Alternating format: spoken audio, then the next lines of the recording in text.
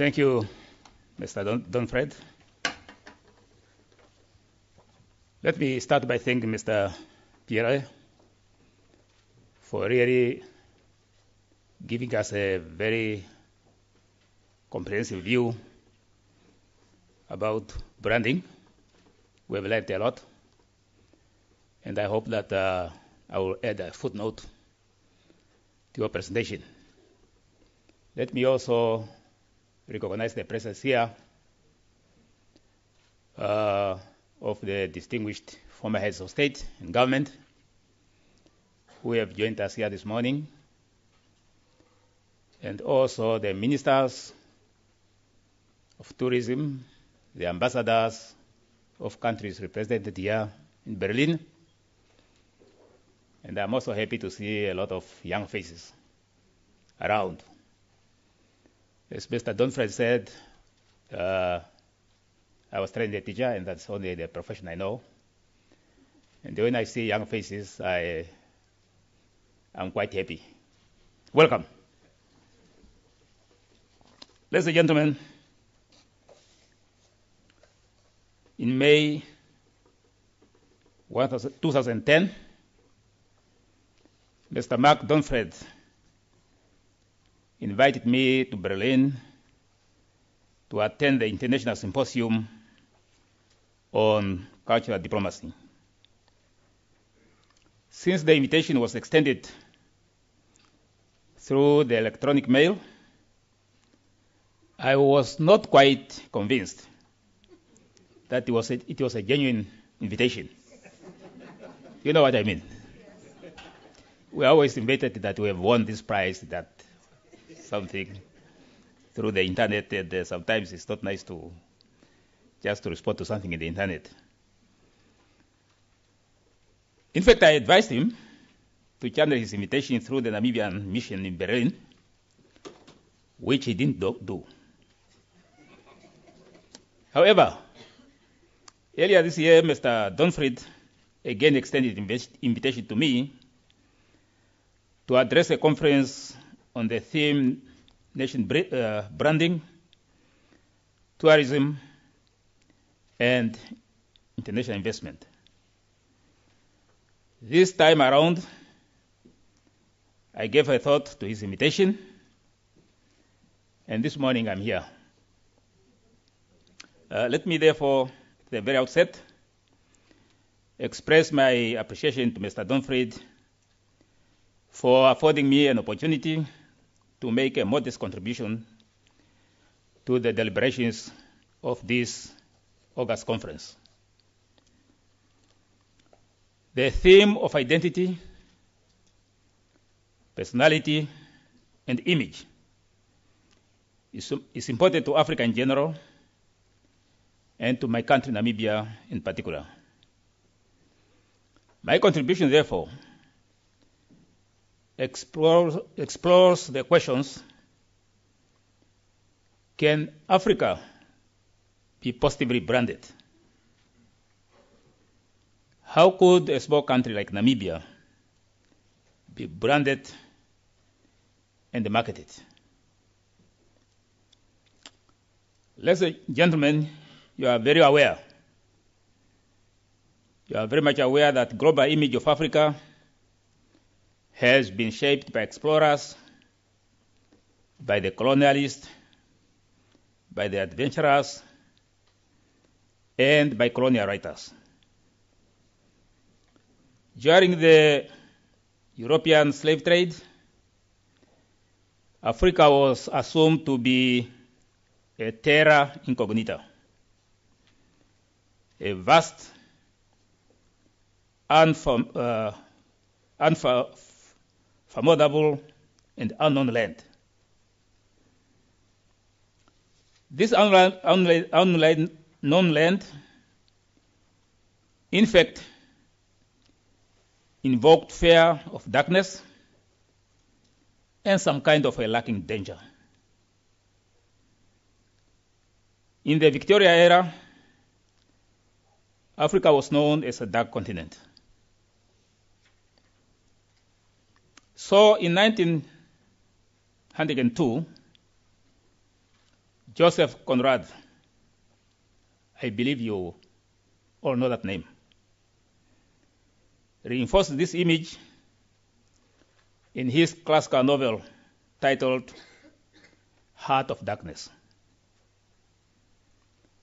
One character in that book, known as Kurz, in his deathbed is said to have uttered, the horror, the horror. Heart of Darkness, as we know, is revered in English literature. The image of Africa as horror or evil or darkness is still being perpetuated in universities around the world. This Kurz, who became to symbolize colonial cruelty against Africans, also symbolizes Africa's darkness, assumed savagery, and barbarism as perceived by him. This image continues to be perpetrated still today. You may recall The Economist, that British magazine, which is well read by many people. In its issue of May 11, 2000, its lead article characterized Africa as a hopeless continent. In a typically patronizing manner, The Economist reported, and I quote, "At the start of 19th century, Freetown," that's the town in Sierra Leone, "was remote and malarial, but also a place of hope.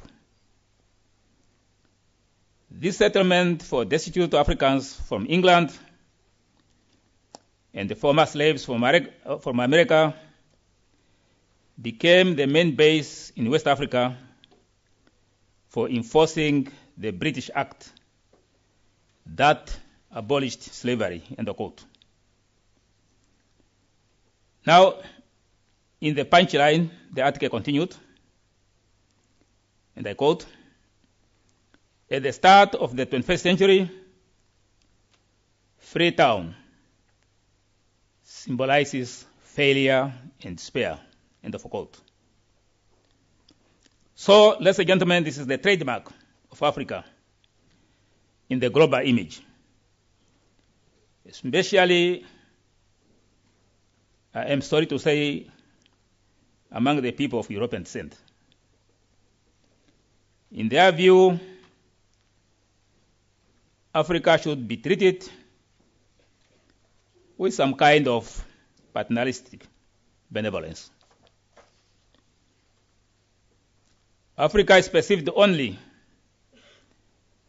as a land of opportunity in the sense of Adam Hochschild's King Leopold's ghost.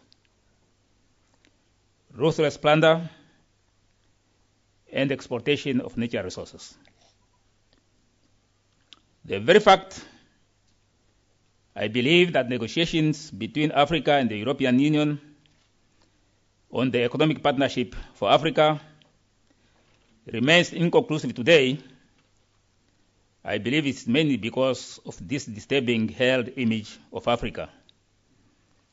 An image held sometimes conscious and sometimes subtle. The challenge Africa is faced with is how to change this image among investors and also among tourists. Ladies and gentlemen, though history has been cruel to Africa, it appears nonetheless that the branding of Africa should start with historical connections. There are those countries which colonized Africa. To them, Africa, I believe, is no more a terra incognita. They build up historical connections with Africa. In the case of Namibia, Germany is among those countries who left cultural footprints in Namibia. It should therefore be doable to convince German investors and tourists to consider Namibia as an investment or tourism destination. And it was probably for this reason that the German cement group has invested heavily in cement production in Namibia. Their example, I believe, is worth emulating because it is a break from the past. The swank investment is adding value at the source of raw materials. Historically, investment in Africa in general, and in Namibia in particular, concentrated on extraction of raw materials. Such investment denied Africa the benefit of the value chain. Extractive investments deprived Africa of employment and of the revenue from the full value of its natural endowment. In my view, this must change. Africa should brand itself in terms of quality of investment. Quality investment is the type of investment which creates a win-win scenario. Such investment encourages local participation and also local risk sharing. In this way, African entrepreneurs shall form partnerships in joint ventures with foreign investors. For example, foreign investors can bring to Africa technology and managerial skills. Africa has raw materials, it has labor, and in certain instances, it has capital. For example, in the case of Namibia, Namibia is a net exporter of capital. Strictly speaking, Namibia needs only technology. It is domestic savings which currently are being exported to other countries could be invested in Namibia in order to create a value chain. Namibia, as you know, is also endowed with stunning sceneries, open spaces, and indeed natural resources. What Namibia needs is quality investment in order to create superior value out of its natural endowment. Namibia's brand should therefore be partnerships for a win-win economic growth. The win-win partnership entails technology transfer, joint ventures, value addition, and shared growth, among others. Africa needs technology in order to industrialize. African capital should be reinvested in Africa, for example, through joint ventures, equity participation, and the venture capital. Moreover, Africa can only accrue full value on its natural endowment through the creation of a value chain, as I said earlier. This win-win scenario shall create a shared economic growth. The shared economic growth enables African people to acquire a stake in their own economy. This will put an end to the type of relationships told in Adam Hochschild's King Leopard's Ghost. And I hope that you know about that book. The ruthless extraction of natural resources leads to exploitation of labor. That's African labor. What happened in the Congo during King Leopold's rule did happen in Namibia during both the German colonial rule and apartheid South African occupation. Now it is a time to open a new page in investment relations. The new page, ladies and gentlemen, is the win-win smart partnership in investment.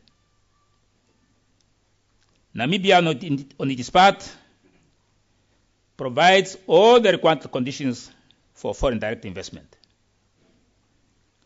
Namibia is a rule-governed country. Its governance institutions are well developed. According to the World Economic Forum report of 2010, Namibia was ranked 74th out of 139 countries on the Global Competitiveness Index. On the pillar of institutions, Namibia was ranked 38 out of 193 countries. On the pillar of infrastructure, Namibia was ranked 54th, again out of 139 countries. On the pillar of macroeconomic environment, Namibia was ranked 40th out of 139 countries. Now, Namibia did not score as well on the pillar of health and the primary education. The country is investing heavily in these sectors. These sectors take up more than 30% of Namibia's annual national budget. Namibia possesses almost all the favorable conditions for the win-win investment scenario I am proposing. Investment in tourism, investment in energy generation,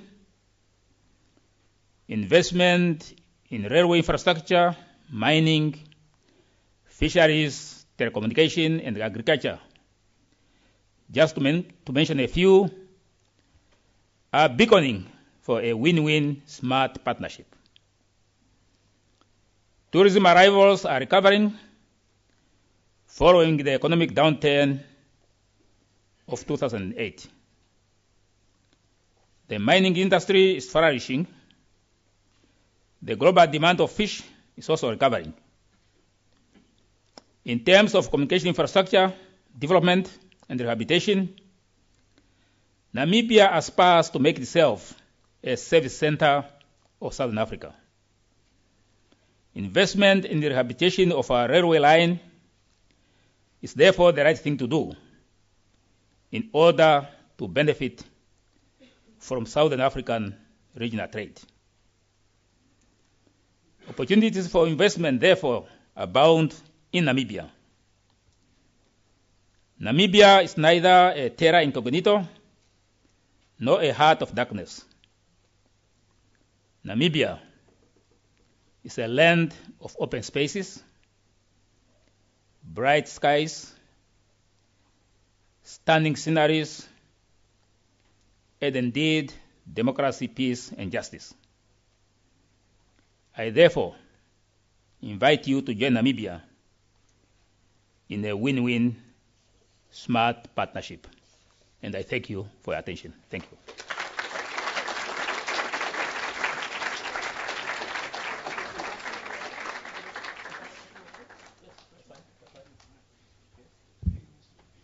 Thank you very, very much, Mr. Prime Minister, for a very thought-provoking and inspiring lecture, and also for the honor that you're here with us today.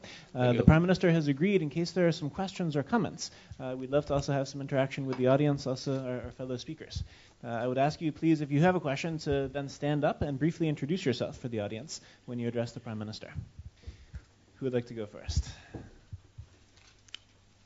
Yes, instead of having a question, why don't you just buy a ticket and come to Namibia? Yes, we can do that. We can do that too. All your questions are answered. First, there's one question I see way in the back here. Hello, and thank you very much. My name is Robert Saunders. I'll be presenting later in the week. I had a quick question for you, how you feel about the presence of celebrities, particularly American celebrities in your country, and them sort of putting your country on the map in some ways. Do you feel in the long term that this is a good thing, it's a good place to start, but you want to build on it and do something else, or do you find it actually more trouble than it's worth, this whole idea of celebrities coming in and associating themselves with your brand of Namibia? Thank you. Well, as you know, Namibia is a small, big country. Small because we have a small population, 2 million plus, but a large geographical area of more than 800,000 square kilometers. So we welcome all the visitors, including Angelina Jolie, especially when she wants to give birth to a child.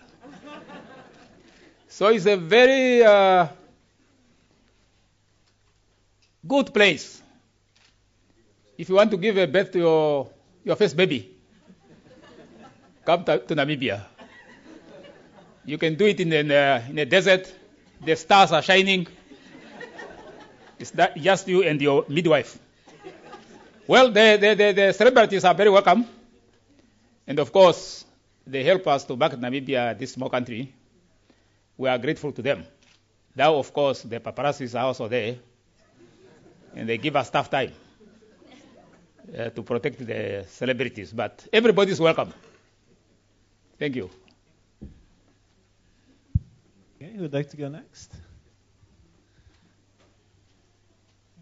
Okay. Thank you, Mr. Prime Minister.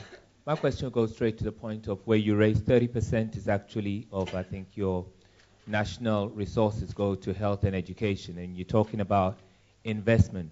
Is there a way that we can turn this around to first with education, because most of the education still is Western laid out, so the negative perceptions that affect branding also would start from the school. Second, health.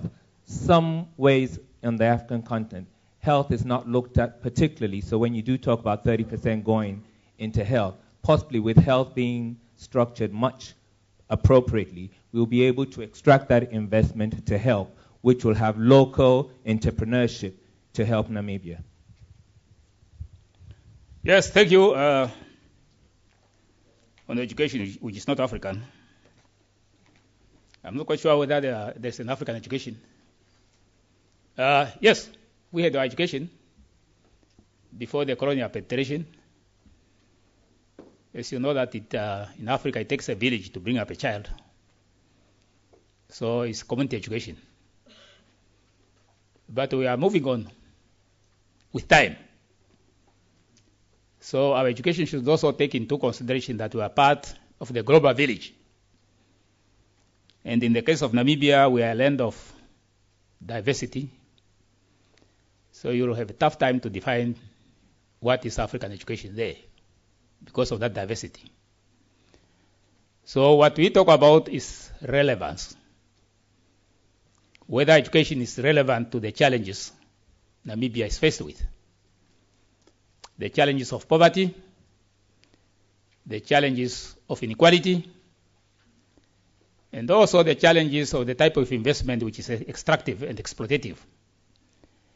Those are the things we are trying to address so that the citizens are equipped to tackle those challenges. So we should therefore talk not about African education, but of relevant education, relevant to the context and the conditions of the country. And that's exactly what we are trying to do. That's why we are investing heavily in the area of education. Health, I must say, this is a big challenge. As you know that our part of the world is devastated by HIV/AIDS. by TB and also malaria. And to restore the health of the people is a big challenge. That's why we are investing heavily also in the health sector. You have to start with the health of a person before you do something else. So this is what we are trying to do. But of course, it takes time really to restore complete health of all the people. But you are aware of that. That's why we are making these heavy investments in our health systems. Thank you. Over here. Okay. And as you please stand and also briefly introduce yourself too. Thank you. Thank you. My name is Mohammed. I'm from Iraq. Quick question, Prime Minister. Do you have a public diplomacy program in Namibia? If so, what were the challenges you faced on that program? Thank you. Whether we have what? Public diplomacy program. Public diplomacy program in Namibia. Diplomacy? Yes. Public diplomacy program, meaning? Meaning it's similar to nation branding. Public diplomacy, where you communicate with the foreign public, foreign community. Yes, as you know that Namibia was a child of international diplomacy, international community. In fact, its birth was midwifed by the United Nations. After a long struggle, eventually the United Nations came in and supervised free and fair elections.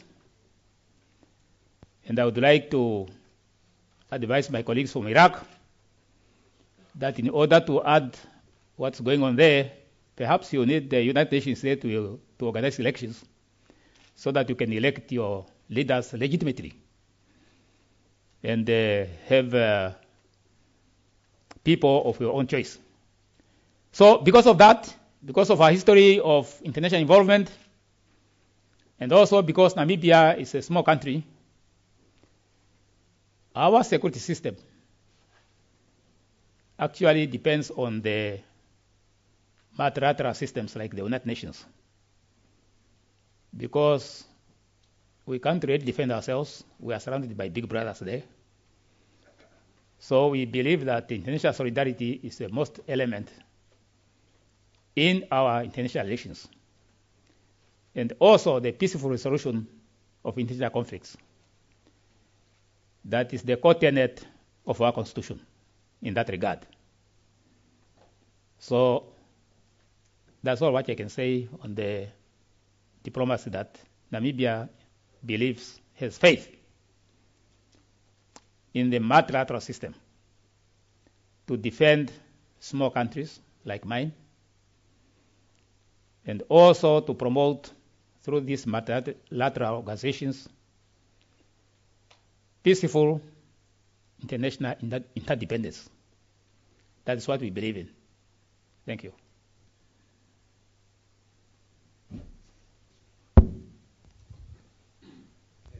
Hi, I'm Adam from the UK. I'm an undergraduate student. My question is about an emerging economy such as China. In Europe, we often paint quite a negative picture of Chinese investment in Africa. Is this an unjustified view, or is there a sort of a prospect of this win-win partnership you're talking about with these emerging countries more so than countries associated with the colonial past? Yes, I'm aware that in most cases when you meet West European, North American diplomats, you are likely to be asked the question about the presence of China in Africa. I've lived in New York, as you were told that I worked for the United Nations. The first time I heard about Chinatown, it was in New York. Now, when the Chinese come now to try to put up their Chinatowns in Africa, it becomes an issue. We are not quite sure why.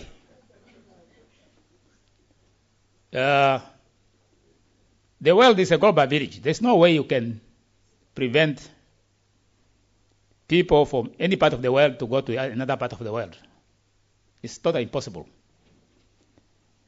And the preoccupation of some people with China, I think, is actually misplaced. I talked to you about historical footprints Europe have made in Africa. What we want is just that these footprints must be redefined so that we have a win-win situation. It should not be this partnership of a horse and a rider, so to say. It should be a genuine partnership where the benefits are equitably shared. That's all what we are saying. And we are not only saying that to Europeans, but also to our Asian friends or any other person who wants to invest in Africa. It should end to be exploitative investment, like King Leopard was doing in the Congo there. You know the plunder of Congo? That relationship we want it to end and start a new page of a win-win partnership. That's all what we are saying. But you cannot prevent global citizens to go to any part of the world. We are talking about here tourism. And the way to talk about tourism, of course, we know that the tourists come and go. But they come to your country, they also see some opportunities. And they come back as investors. Perhaps, you'll never know. So, we are not of the view that people should not come to Africa. I was saying here, Namibia in particular is a small, big country. We welcome visitors, we welcome people to come there because we also need buying power. But people will come, we should come to Africa with due respect to the African interest also. Not only to exploit the raw materials and leave African people in poverty. That's all what we are saying. There was a head here.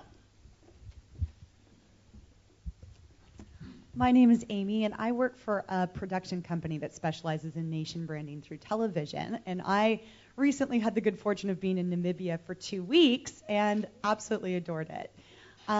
The one thing I wanted to say was, there's a perception that the national flower of Africa is the plastic bag. And one of the things that Namibia, I was shocked. I drove all over for 2 weeks, and I didn't see hardly any garbage throughout the whole entire country. And I was just so impressed. I'm from California, and we're very environmentally conscious. And I wanted to know how you've achieved that standard of aesthetic in your environment, and what advice you would give other African countries on how to do the same. Welcome once again, 2, 3 times, 4 times. Next time you have your next child, please come to Namibia. Follow the steps of Angelina Jolie. Well, environment is very, very important to Namibia. Our constitution actually provides for environment protection. So it's a constitutional requirement. And you know that Namibia is a very, very fragile ecological environment, as you know. It's a land of two deserts and a land of contrast. And we want to keep those natural features intact for the coming generations. I hope you were able to visit an uranium mine. If you did, you will got a shock of your life about the big holes they are digging in the Namib desert. We don't like it at all, but, you have to balance about the livelihood of the people and the natural endowment. So we try to keep Namibia clean and also to keep the sun shining and the open spaces. Next time, go and count the stars of the sky in the Namib desert. You are welcome. Now, about other African countries, I'm not quite sure. Namibia is only a small country in Africa. There's no way we can influence anybody. But we do value environment because it's prescribed in our constitution.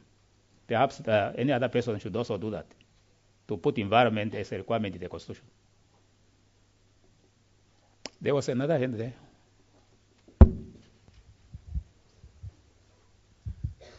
My name is Victor. I'm an industrial engineering student. I have a question for Mr. Prime Minister of Namibia, and maybe also to Monsieur Pierre. We've been talking about the impact of national branding on the image of countries and also on tourism industry, which is mostly marketing on nations, which play with subjectivity of people. And I was particularly interested on how national branding affect on the image of a country, how this affect to foreign investment in the country. For example, since we are now in Germany, people think maybe a car is made in Germany is good, it's better. So maybe if I want to start a business on the automobilism industry, I'm more likely to succeed in Germany. So my question is how national branding affects foreign investment, which are not directly related to tourism industry in general and particularly in Namibia. Thank you. Thank you. As I said, it's very difficult to brand a country, especially in the context of Africa. You have seen when Mr. Pierre was presenting here the tourist arrivals. He never talked about tourist arrivals in Ivory Coast or in Namibia or Mali, Timbuktu. He was talking about tourist arrivals in Africa. You know? Now, I'm quite sure when he talks to tourists, and the tourists ask him, what about Somalia? They mean that most of the African countries are failed states. That's the image they have. So it is really a tough time to market a country. Otherwise, you go on making exaggerated claims. Africa, it's also the heartbeat of Africa. I'm not quite sure whether one country is the heartbeat of Africa. Every country has got its own heartbeat through its people. So you make all these exaggerated claims, you know, to draw attention of the people. They come there to find the heartbeat. Perhaps when they are pickpocketed, they find, oh, this is really a heartbeat. So it's very, very difficult. However, as I was trying to say, perhaps I didn't say it clearly. Perhaps Africa branding the new image of Africa might actually come through the word of mouth of tourists. And the most tourists who visit our countries are actually tourists from countries we had colonial ties with. In the case of Namibia, you find a lot of tourists from Germany. And they will come and tell other Germans that, oh, Germany colonial architecture is there. The sauerkraut, something is there. And also fresh air is also there. Unspoiled nature environment is also there. The Himba people are also there. Perhaps through the word of mouth, which means we have to develop our tourism infrastructure so that when people come there, they don't live with a negative image. Perhaps that's really where we have to start. I'm talking just about tourism. That there's no negative image picked up by people when they come there. So things like peace, order, clean environment, as my sister was saying, predictable service, dependable transport, and of course, which is this country calling itself Smile, Spain? Smile. Perhaps we should also smile a bit, like Spain is doing. So perhaps that's a way to really brand a particular area in Africa. Otherwise, in the image of many people outside Africa, Africa is just one. Something there, sometimes chaotic, sometimes civil wars, ungovernable, failed state, religious conflicts, and what have you. And that's a problem we have. But if we can improve our tourism infrastructure, and the people come there and live with a positive image, that might be the best way to brand Africa. Branding our products there. To the investors,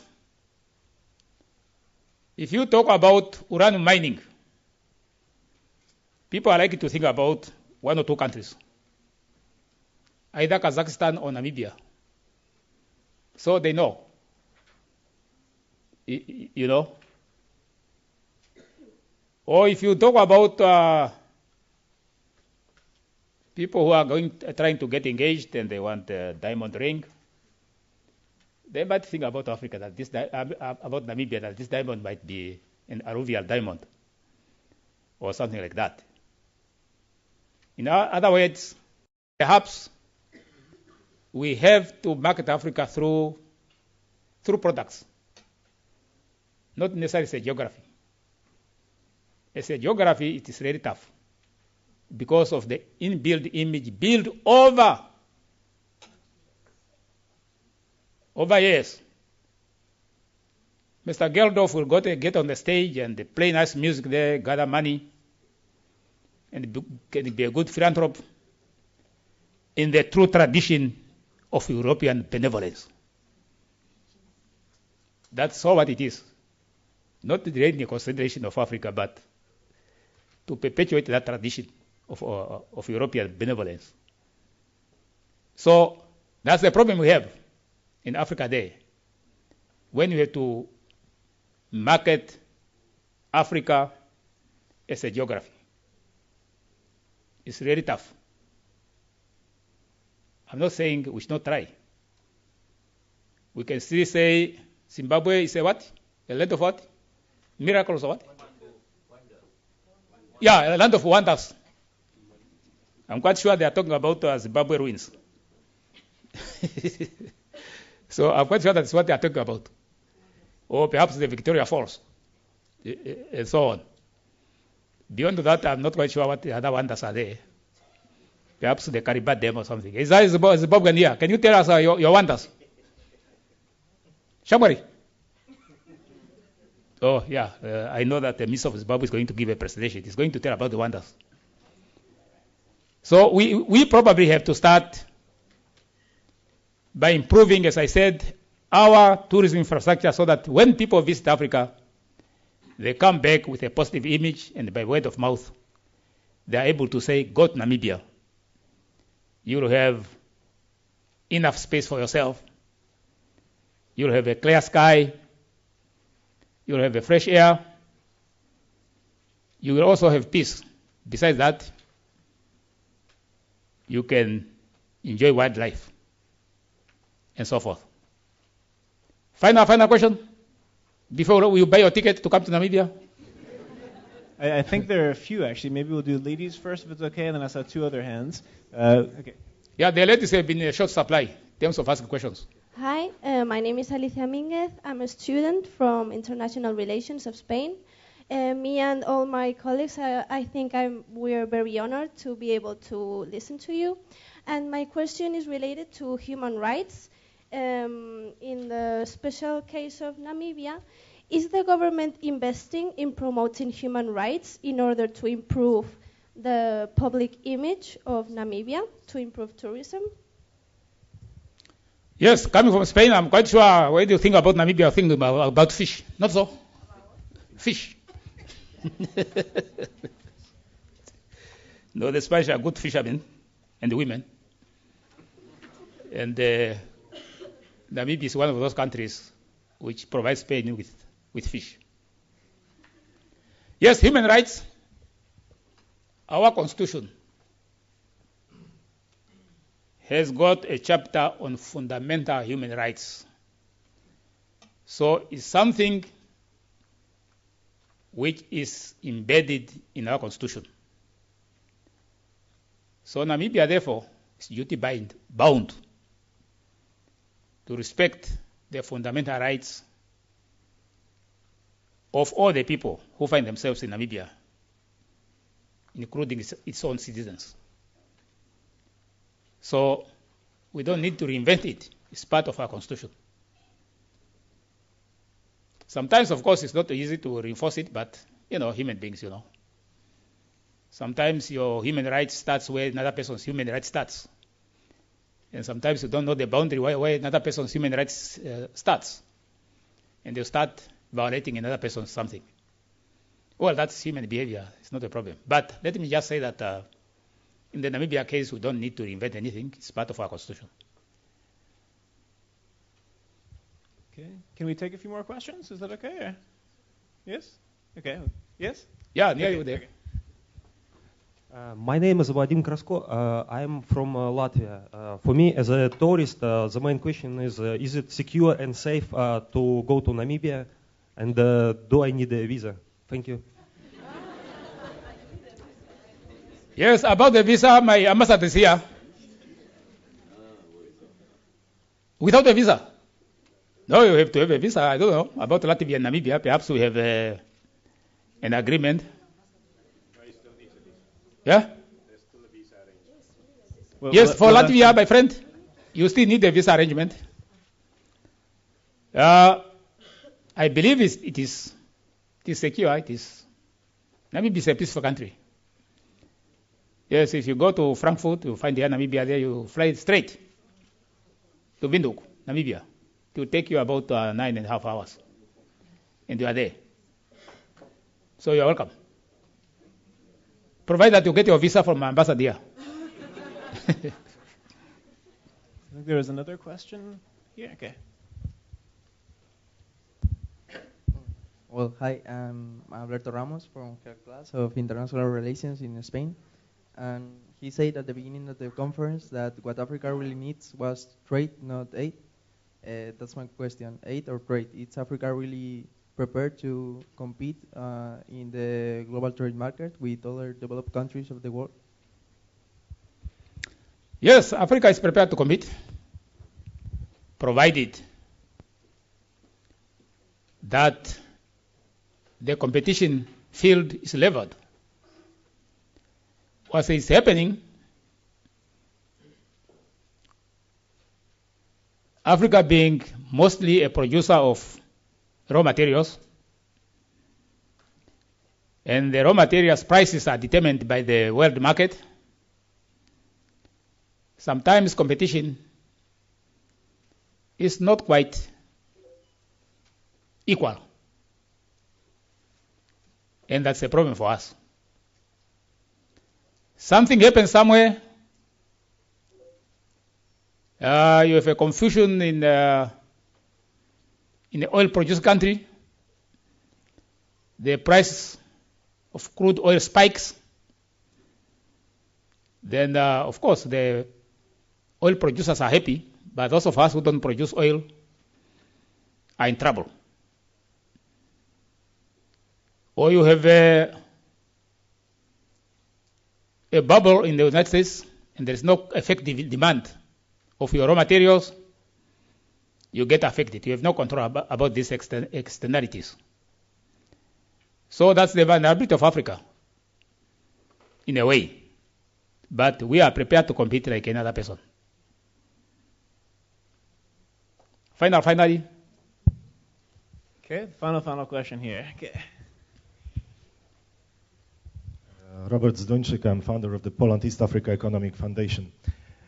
In the struggle for growth, for development, Africa takes a risk of losing identity. I give you an example. I travel extensively in East Africa. There are the people who live there are Maasai people who are very much attached to their tradition.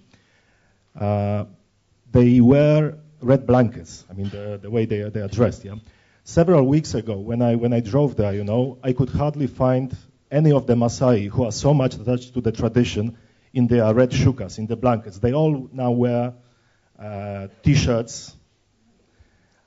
Is that of any concern for you? I mean, the losing identity of Africa, and if so, I mean, what specific measures you as one of the African leaders could take to preserve that big value, which is the African identity? Yes, I hope that there's a colleague from Kenya here. Duguzet from Tanzania. Can you answer that question? Could you answer that question? It's more general. It's not about Maasai. What happened to your neighbors, the Maasai? Well, Africa culture, you know that, it has been very much affected, starting with missionaries who even changed our names. You know, if you go to Namibia, you'll be shocked to think that you are in Finland or something. Because the names are Finnish, because there were Finnish missionaries there. And all that kind of thing. I suspect if you go to Zimbabwe, you'll find a lot of British names there. So that's a process which started a long time ago.